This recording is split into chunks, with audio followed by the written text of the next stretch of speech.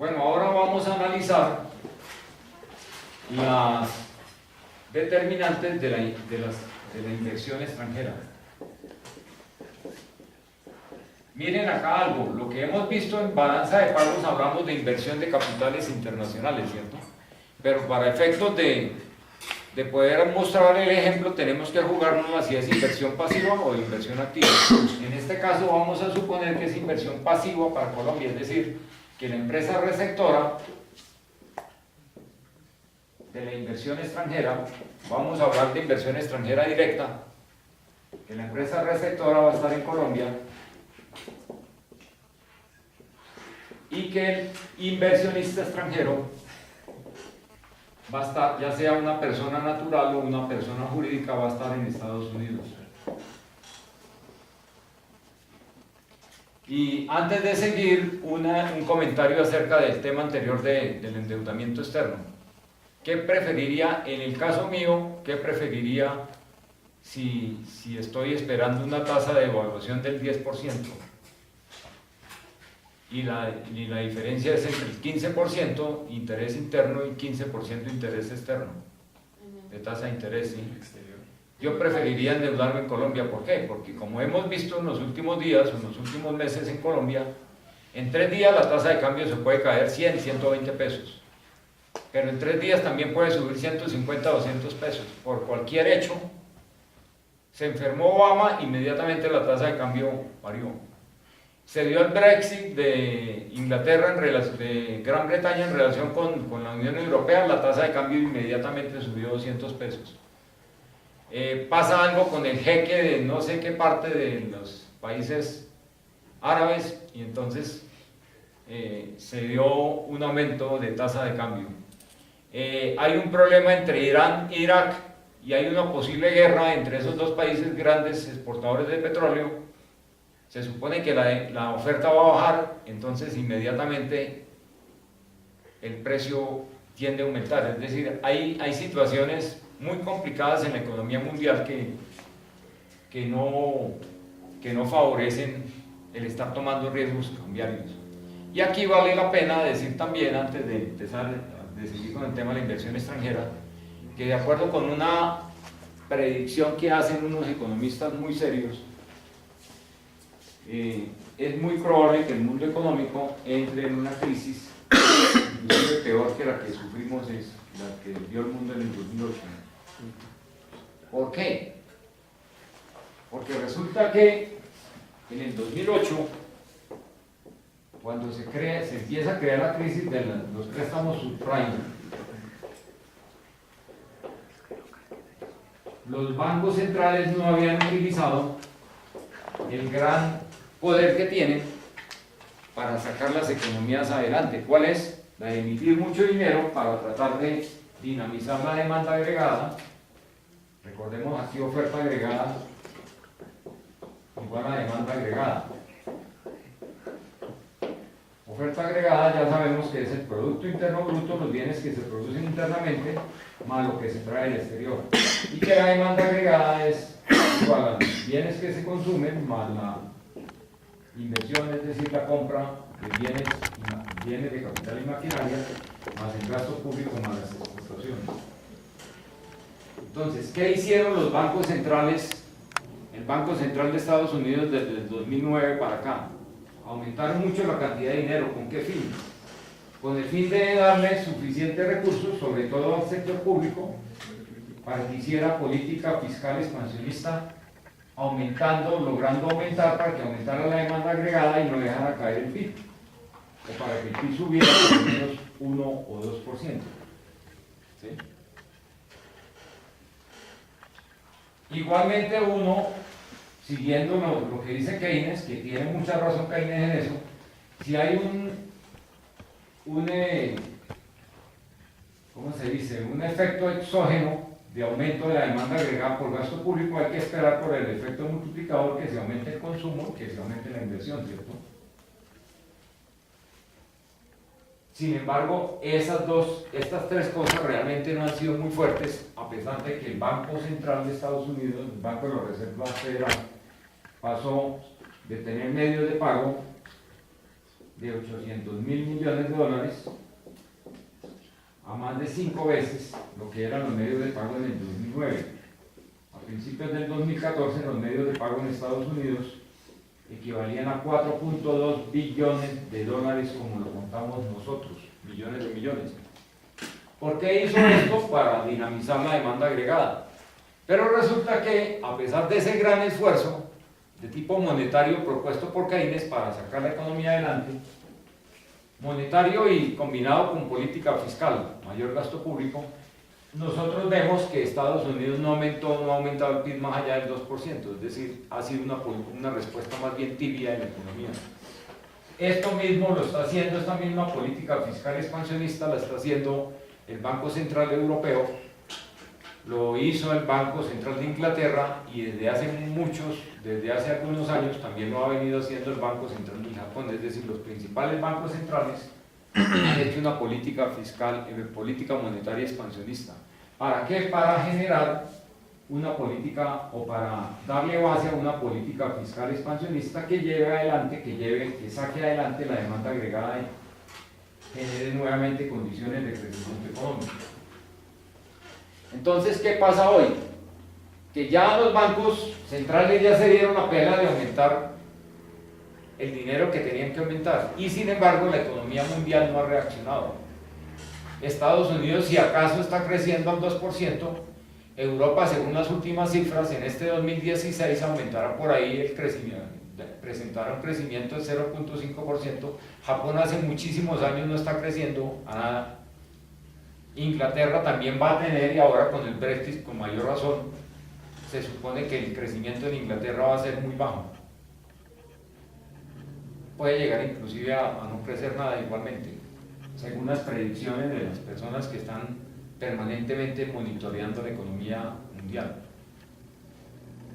Entonces, ¿qué pasa? ¿Quién va a sacar la economía adelante si ya la gran locomotora de la economía que es el Banco Central no lo ha podido hacer? Pues nadie. ¿Quién va? ¿Será que los ricos del mundo se van a poner a invertir para crear más empresas y ponerse a producir más? No. ¿Por qué? Porque ellos saben que el consumo a nivel mundial va a estar estancado, que las exportaciones no van a crecer. ¿Sí? Porque el mundo está estancado. Entonces, si el ingreso, eso lo vamos a ver ahora en la siguiente apartado, de qué dependen las exportaciones. Las exportaciones dependen del nivel de ingreso del mundo, ¿no? Del PIB mundial. Si el PIB va creciendo, las exportaciones van creciendo. Entonces, si ya la principal arma, llamémoslo así, de la política económica, como es la expansión monetaria de los bancos centrales, ya se quemó, ¿qué más va a hacer crecer la economía? La respuesta es que es muy difícil. Y por eso estos señores, economistas expertos en medir la temperatura mundial, ven muy complicado el futuro en 2, 3, 4 años y muy probablemente el mundo entre en problemas de crecimiento económico bastante serios.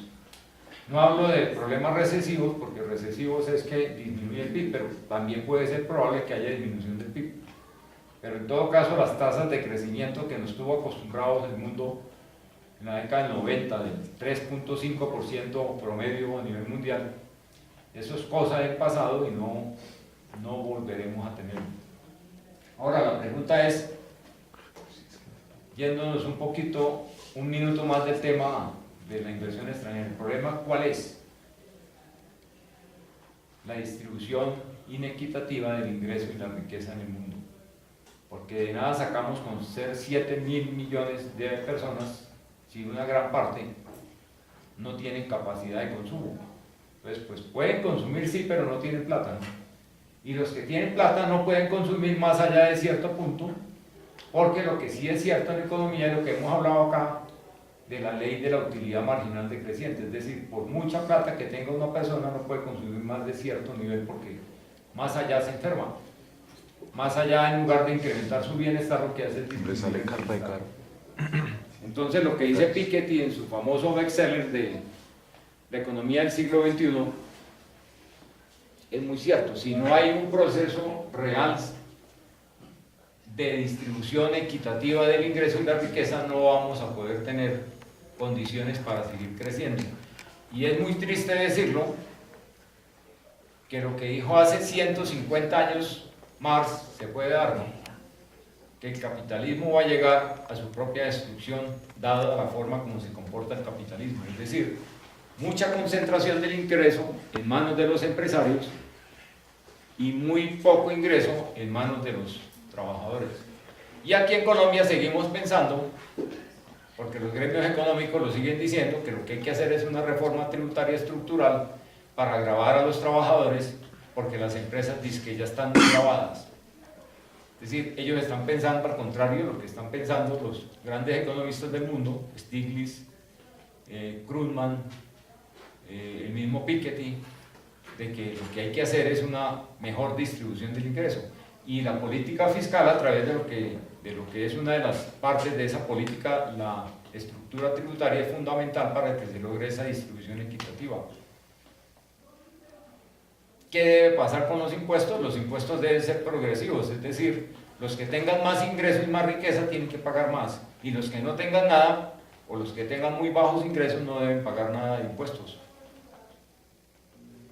Pero eso en Colombia parece que no se está entendiendo. Entonces entramos a un proceso del posconflicto que seguramente lo vamos a tener muy pronto, porque seguramente va a ganar el sí en octubre y ojalá que gane, pero vamos a tener una situación muy complicada desde el punto de vista económico, porque el gobierno no va a tener la plata para poder cubrir todas las situaciones que genera el famoso posconflicto. Bueno, volvamos a nuestro ejemplo entonces. Decíamos que la empresa receptora queda en Colombia y el inversionista extranjero está en Estados Unidos. Puede ser empresa o puede ser una persona natural.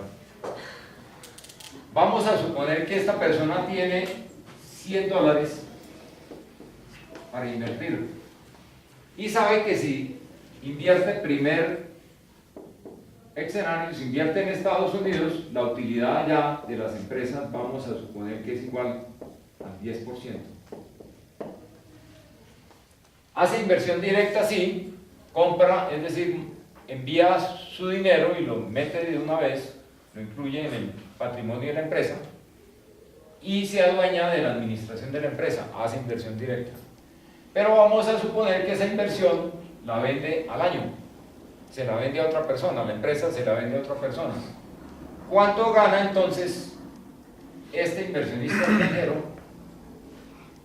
o este inversionista norteamericano si deja la inversión allá? ¿Cuánto tiene al final del año? El capital que invirtió, ¿cierto? $100. Más la utilidad, que representa el 10%, que en valor absoluto serían $10.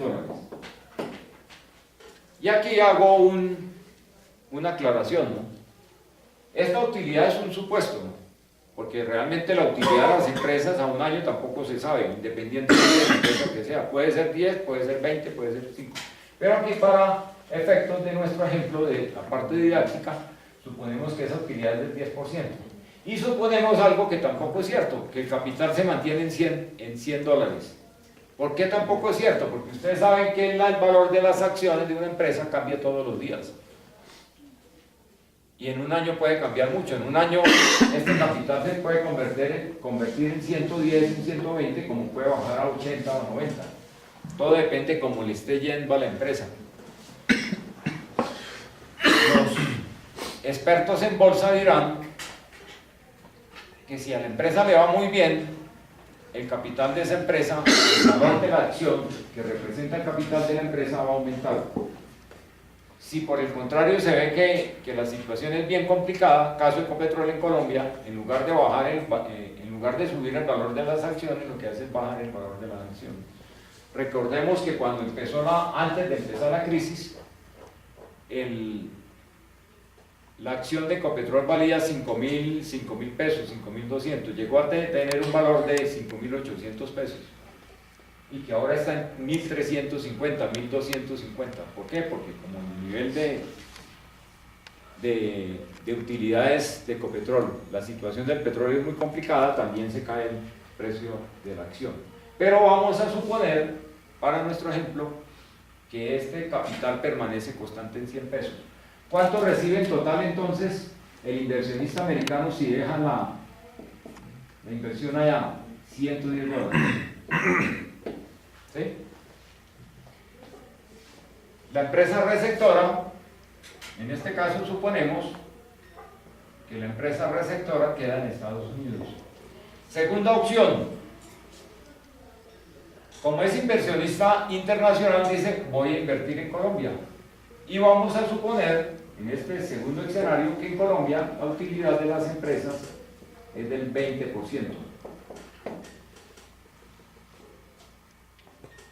¿Qué pasa cuando llega la inversión extranjera? Suponiendo que el inversionista decide traer los $100 a Colombia. ¿Qué ocurre? Que la empresa llegue, que los dólares llegan a la empresa receptora va de nuevo ante el mercado cambiario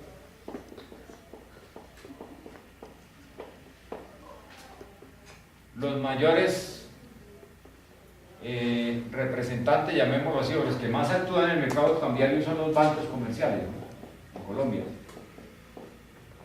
Entonces vamos a suponer que va ante el banco, cambiemos de banco, Banco de Occidente,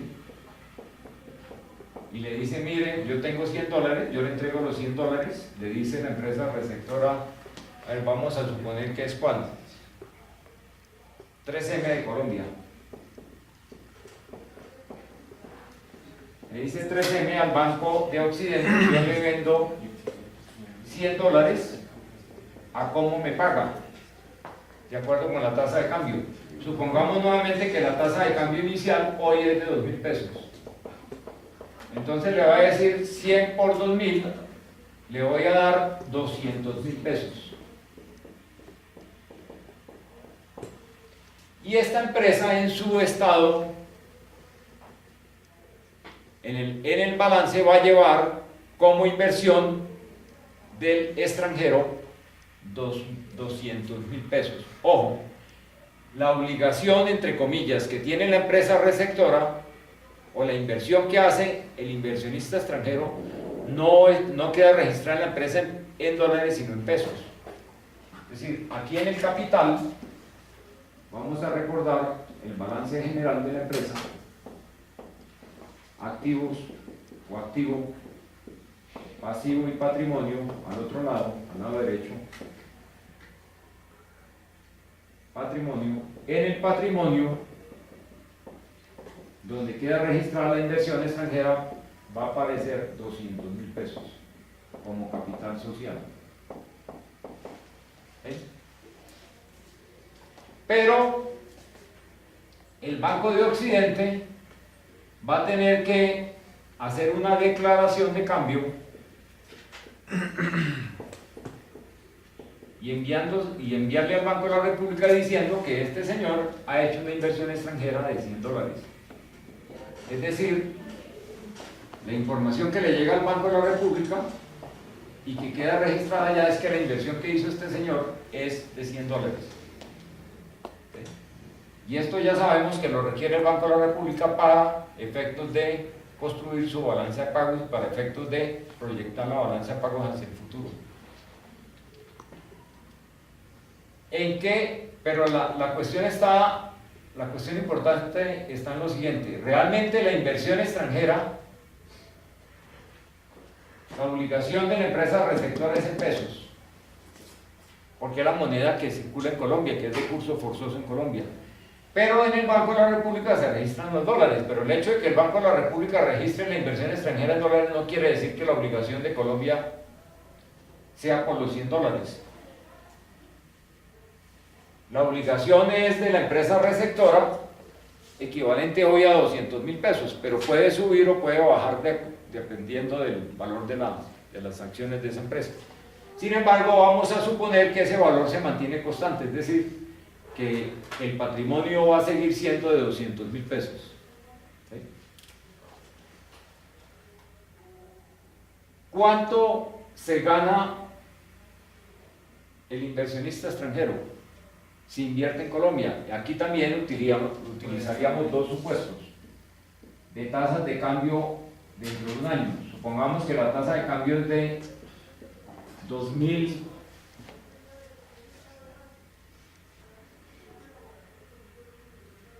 vamos a utilizar los mismos valores, 2.400, primer supuesto, y segundo supuesto, tasa de cambio 1, es de 1.800 pesos. Entonces, el inversionista extranjero dice al año, voy a vender la inversión en la empresa 3M. A la empresa 3M no le pasa absolutamente nada, ¿cierto? ¿Por qué? Porque ellos ven que lo que se está moviendo es el valor de su acción en la bolsa de valores, suponiendo que la empresa receptora tiene movimiento de sus acciones en la bolsa de valores. Pero el inversionista vende las acciones, suponemos que le dan los 200.000 pesos y suponemos que se gana la utilidad, no lo hemos dicho acá, suponemos que la utilidad en Colombia es del 20%, no, sí ya lo hemos dicho, la utilidad del 20%. Entonces, si vende lo que tiene de inversión en la empresa por 200.000 pesos y se gana el 20% de esos 200.000 pesos, ¿cuánto es el capital más utilidad que tiene en pesos? Capital 200.000 pesos y la utilidad 200.000 pesos, 40.000 pesos, exacto. Utilidad 40.000 pesos. Es decir, va a tener 240.000 pesos para enviar al exterior. Pero tienes pesos, pero como no puede enviar los pesos, porque el peso no es medio de pago internacional, tiene que cambiarlo a dólares. En el momento, se me olvidaba, en el momento en que la inversión llega a Colombia, en el mercado cambiario volvemos a lo mismo, mercado de dólares, mercado cambiario, el precio, tasa de cambio nominal, cantidad transada. Cuando se trae la oferta, cuando se trae la inversión extranjera a Colombia, se está moviendo la oferta de divisas. Y en el momento en que esta persona va con los 240.000 pesos a convertirlos en dólares, va a demandar dólares al mercado cambiario, va a aumentar la demanda. Supongamos que va al mismo Banco de Occidente y le dicen, yo tengo que girar al exterior porque me voy de Colombia, tengo 240.000 pesos. Entonces, si estamos en el primer escenario, el Banco de Occidente le dice 240.000 pesos dividido en 2.400, ¿le da exactamente cuánto? Esto toca, estos pesos para pasarlos a dólares hay que dividirlos por la tasa de cambio, ¿cierto? Y entonces nos da exactamente los 100 dólares que se trajeron. Pregunta: si este es el escenario, ¿en dónde es más rentable? ¿Invertir en Colombia o invertir en el exterior?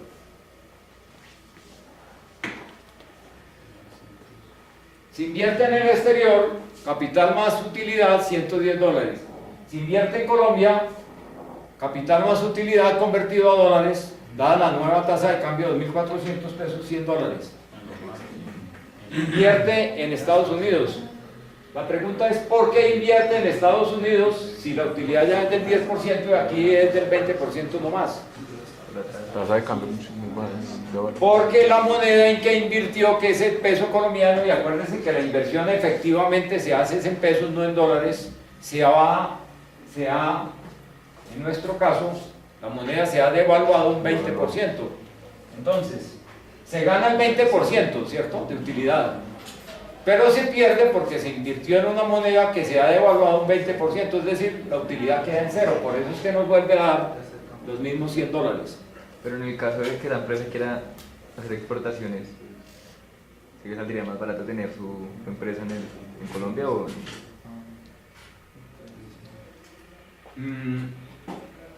O sea, tendríamos que en la próxima sección vamos a hablar de ese tema. Pero aquí vamos a suponer que esta utilidad se está ganando por vender en Colombia y por vender en el exterior. Es decir, es una utilidad total de la empresa, que puede ser que venda productos en Colombia o productos en el exterior. En todo caso, la utilidad es igual al 20%. Segundo escenario, la tasa de cambio es de 1.800 pesos. Es decir, la moneda colombiana en que se ha invertido se ha revaluado. ¿Cuánto es entonces? Los mismos 240.000 pesos, pero con tasa de cambio de 1.800 pesos. ¿Quién me hace el cálculo? 133.9.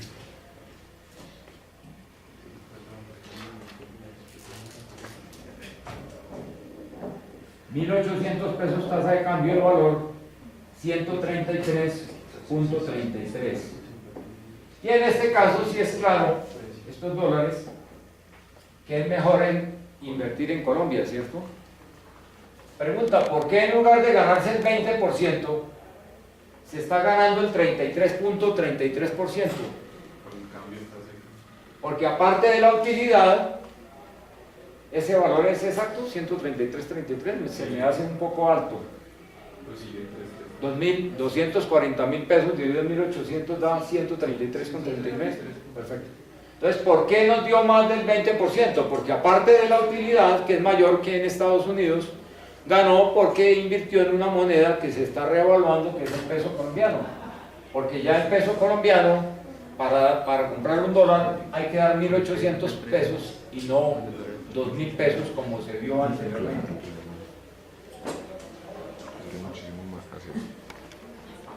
Entonces, diríamos, como lo dijimos en el tema de la inversión extranjera, el tema del endeudamiento externo, perdón, que la inversión extranjera es función de ¿qué? Primero, del diferencial entre utilidad interna menos utilidad externa, ¿cierto? Vamos a suponer que la utilidad externa permanece constante. Entonces, ¿cuál será la relación de causalidad? ¿Será positiva o será negativa? ¿Habrá mayor inversión extranjera en Colombia? Si la utilidad en el exterior permanece constante y si aumenta, ¿habrá mayor inversión extranjera en Colombia? Sí. Entonces hay una relación de causalidad positiva acá. En este diferencial de inflación, mirando que este diferencial de diferencial de tasas de utilidad es el que determina la inversión extranjera. Pero le hace falta la otra pata, que es la variación de la tasa de cambio nominal. Entonces, la inversión extranjera también depende de las expectativas del aumento o disminución de la tasa de cambio nominal. Pero como tenemos que casarnos con un signo de relación de causalidad de expectativas de la tasa de cambio e inversión extranjera, quedémonos con que vamos a analizar si la tasa de cambio nominal aumenta, es decir, si hay devaluación de la moneda nacional. Pregunta, si hay devaluación de la moneda en que se invierte, la moneda colombiana, ¿cómo será la relación entre esta variable y la inversión extranjera? ¿Será positiva o será negativa? Negativa. ¿Por qué? Porque mientras menos valga la moneda en que se invierte, mientras más se desvalorice, mientras más se devalúe, menos va a ser rentable invertir en Colombia. Entonces, esa sería la forma de mostrar la función de la inversión extranjera. La inversión extranjera es función de la rentabilidad, de la diferencia entre la utilidad interna y externa, pero también de las expectativas de la tasa de cambio nominal.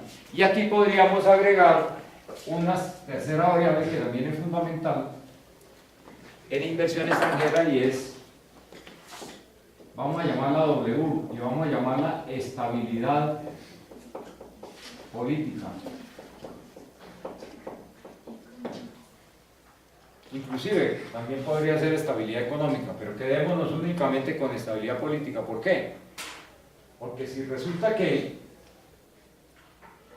la empresa va a invertir en Venezuela o la empresa invirtió en Venezuela, como ha pasado, puede ser que el gobierno de Venezuela diga, esa empresa se nacionaliza, le pago los dólares que yo considero que vale la empresa y listo. Y entonces aquí, si esto implica estabilidad positiva, diríamos que hay una relación positiva entre estabilidad política e inversión extranjera. Mientras más inestable sea el país políticamente, menos inversión extranjera le va a llegar. Por eso es que a Venezuela no le está llegando inversión extranjera, porque saben que en cualquier momento el gobierno de allá puede decir, esa empresa me está aumentando los precios exageradamente, está haciendo uso del monopolio que tiene en la producción del bien o del servicio X, y yo gobierno venezolano, voy a nacionalizar esa empresa y le voy a pagar el valor que quiera al inversionista extranjero. Por último, para terminar este tema,